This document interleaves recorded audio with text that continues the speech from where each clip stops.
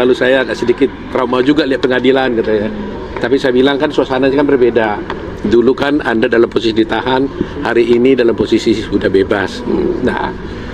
Nah, seperti yang saya katakan tadi, kita memang menghadapi suatu pergumulan serius sebenarnya tentang rencana PK ini. Karena apa? Karena faktanya kan Jessica kan sudah di luar, sudah tidak ditahan lagi. Sehingga secara badan, secara jasmani dia sudah bebas. Tetapi rupanya Jessica tetap mengatakan bahwa selama masih ada kesempatan yang diberikan oleh undang-undang atau hukum kepada saya untuk mengajukan PK, saya akan gunakan kesempatan itu, dia bilang.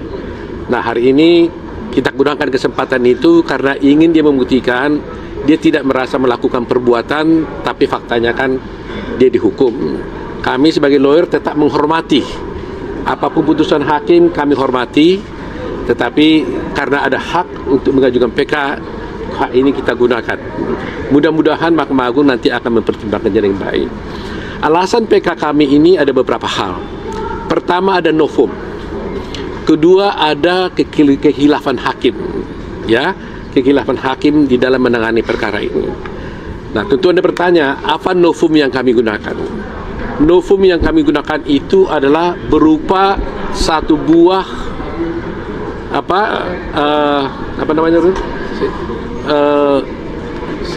semacam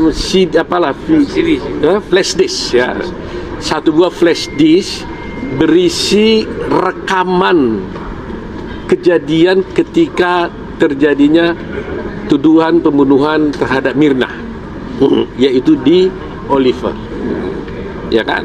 Sebagai latar belakang buat kita supaya ingat bahwa Jessica ini diadili dengan tidak ada satu saksi pun yang melihat bahwa dia memasukkan racun ke dalam gelas. Satu orang saksi pun tidak ada. Tetapi pada waktu itu diputarlah CCTV yang ada di restoran Oliver. Nah, inilah menjadi dasar, jadi petunjuk bagi pengadilan untuk menghukum Jessica ini. Ya, jadi dasarnya itu. Kalau CCTV tidak ada, dia tidak akan bisa dihukum karena tidak ada saksi pun yang melihat. Pertanyaannya, apa kaitannya dengan CCTV ini? Sejak semula di persidangan dulu pun kami sudah dengan tegas menolak CCTV ini diputar dengan alasan kami tidak melihat bukti bahwa dari mana sumber diambilnya CCTV ini. Tidak ada dokumen atau bukti yang mengatakan ini diambil dari dan dengan cara yang sah. Tidak diambil oleh penyidik, tidak diambil oleh pihak kepolisian, tapi muncul tiba-tiba CCTV ada di sana. Bahkan dekodernya tempat CCTV adanya, itu waktu kami minta diperiksa pun dalam keadaan kosong. Nah, atas dasar itu kami lihat ternyata suatu peristiwa, ada suatu tayangan CCTV itu ada dimiliki oleh seorang bernama siapa bapaknya? Darus Salihin. Kermawan Salihin. Darus Salihin ini adalah ayahnya Mirna. Dia waktu itu di TV One ketika wawancara dengan Karni Elia, dia mengeluarkan CCTV ini. Dia mengatakan bahwa ini adalah CCTV yang ada di Oliver dan tidak pernah ditayangkan di persidangan, dan ini disimpan sama dia. Artinya berarti seluruh rangkaian CCTV itu sudah terpotong-potong, tidak utuh lagi pasalnya. Kalau ada pokoknya rekaman dari jam 6 sampai jam 6, ada yang hilang di dalamnya. Nah, salah satu diantaranya adalah yang diambil oleh bapaknya, yang itu Darmawan Salihin. Dan kami beruntung dan terima kasih kepada TV One, Pak Karni Elias, kami diberikan bukti ini secara resmi, dan inilah yang kemudian kami analisa. Jadi pertama, tanpa melihat isinya pun sebenarnya kita sudah dapat simpulkan bahwa berarti rekaman CCTV yang diputar di TV pengadilan itu sudah tidak lengkap lagi. Kalau sudah ada yang terambil secara tidak sah, berarti potensi yang lain pun sudah ada mungkin yang diambil. Jadi tidak lagi tersambung, ada yang terputus. Nah, Atas dasar ini kami analisalah semua fakta-fakta ini. Nah kemudian seperti kita katakan, novum itu kan suatu fakta yang sebenarnya sudah ada pada waktu itu, pada waktu sidang dulu, tetapi kami tidak temukan. Itu prinsip novum. Nah, tadi saya katakan tadi ada CCTV, rekaman CCTV yang diambil dari Oliver dan tidak pernah diputar di dalam persidangan, sehingga menjadikan semua perkara ini menjadi absurd gitu. Nah, kedua, akhirnya kami menyelidiki lagi, kami menemukan dan menggunakan ahli. Terus terangannya kami menggunakan ahli itu Rizwan Syarifal. Kami selalu mengatakan CCTV yang diputar di persidangan ini, kami katakan ada dugaan rekayasa. Rizwan Syarifal tidak mau mengatakan dugaan, dia mengatakan itu rekayasa. Tapi karena dia ahlinya, dia harus membuktikan itu. Kami masih tetap mengatakan ada dugaan rekayasa. Bagaimana dugaan rekayasa yang bisa terjadi adalah begini, bahwa ada dulu di sana itu ada dua ahli yang diajukan oleh pihak penyidik, di pihak kejaksaan. Namanya satu Christopher, satu lagi M. Nuh, ya kan? Nah di sini ada saya, supaya jangan salah. Jadi ada di CCTV, jadi kita lihat ya, CCTV ini karena tidak ada saksi yang melihat, maka dia memutar CCTV. Khususnya fokusnya itu di meja 54 tempatnya Jessica minum dan duduk waktu itu minum. Nah, adalah di sana itu namanya CCTV 7, ya. Kan banyak sekali CCTV. Kita bicara dengan CCTV 7. Di bab Christopher mengatakan bahwa sebenarnya CCTV yang dia lihat definition, maksudnya standarnya tinggi. Bahkan dia katakan itu 1920 kali 180 pixel. Itu yang dari Christopher. Tetapi apa yang terjadi di keterangannya M. Nuh, dan ini yang kita lihat diputar di Nurul, ya, mana Nurul? Diputar di persidangan itu sudah berubah, sudah menjadi standar definition. Artinya kualitasnya menurun. Yang tadinya 1920 tinggal separuh, menjadi 960 kali 576 pixel. Apa yang terjadi dengan ini? Jadi bayangkan aja, kualitasnya sebenarnya high definition, tapi ditayangkan itu sudah berubah menjadi standard definition sehingga kabur.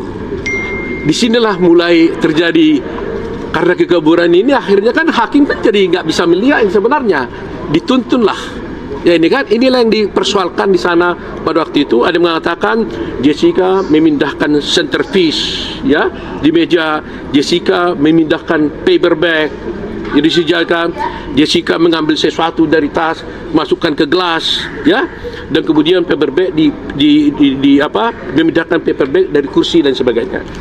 Inilah yang menjadi ditayangkan seakan karena kekaburan ini nggak ada yang tahu apa yang sesungguhnya yang terjadi lagi. Nah akhirnya ahli ini menceritakan kepada hakim, inilah ini. Jadi tafsirnya si ahlinya jadinya tidak lagi kita melihat langsung apa yang terjadi di CCTV itu. Mestinya kalau CCTV kan tanpa diterangkan pun kan cukup kita lihat apa yang dilakukan di adegan apa yang terjadi di CCTV. Nah kekaburan inilah yang dipakai, dan kita bisa buktikan nanti dengan ahli si Rizwan bahwa ini terjadi perbedaan. Saya pakai istilah normatif, ada yang berbeda antara Christopher dengan M. Nuh dan yang diputar dengan yang aslinya. Tapi Rizwan mengatakan itu rekayasa, karena seharusnya high definition, kenapa menjadi standard definition?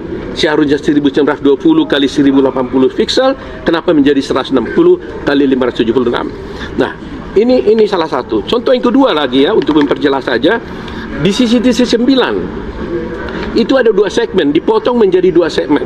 Itu pada segmen pertama jam 15.35 dan jam 16.59. Ini waktu VIC disajikan. Ingat itu, gelas itu Vietnam Ice Coffee itu disajikan itu pada jam itu.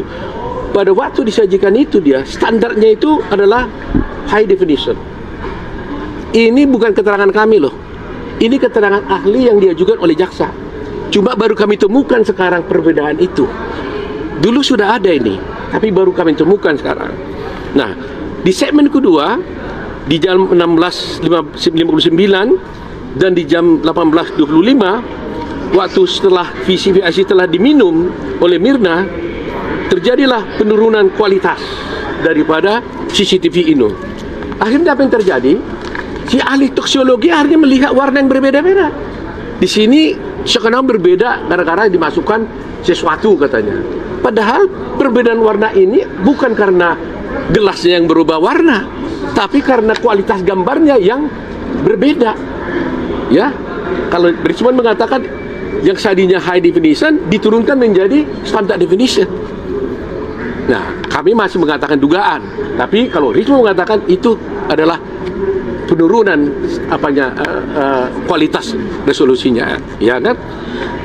Jumlah yang seperti ini ada 37. Ada 37 gambar yang berubah. Ya, yang aslinya high definition kemudian berubah menjadi standard definition. Pikselnya juga semua berubah semua. Nah, apa yang terjadi dengan adanya perubahan ini? Maka disinilah rekayasa itu akhirnya menuntun majelis hakim menjadi salah mengambil keputusan, menuntun saksi-saksi ahli menjadi salah mengambil keputusan, karena sebenarnya yang kami lihat di persidangan itu bukanlah ya rekaman yang sesungguhnya lagi. Sudah rekaman yang berubah, yang oleh versi Richmond Sianipar mengatakan itu rekayasa. Selain kata-kata kami mengatakan itu dugaan rekayasa, tapi Richmond mengatakan itu rekayasa. Dia berani mengatakan itu rekayasa karena faktanya memang tertulis di dalam berita acara. Angka-angka yang kami ajukan tadi itu angka-angka yang tertera di dalam berita acara. Jumlahnya jelas. Jadi mungkin saya tidak perlu jelaskan 37-nya, tapi bagi masyarakat kan sudah tahu bahwa dengan orang ini dihukum melakukan pembunuhan dengan menggunakan petunjuk, dan itu pertimbangan hakim loh. Menggunakan petunjuk di CCTV, ternyata CCTV-nya ini sudah hasil rekayasa. Kita bilang dugaan rekayasa, tapi menurut Richmond itu adalah rekayasa. Makanya Richmond Sianipar akan kita ajukan menjadi ahli dalam persidangan untuk membuktikan kebenaran pendapatnya bahwa ini rekayasa. Ya, jadi itulah novum yang paling utama.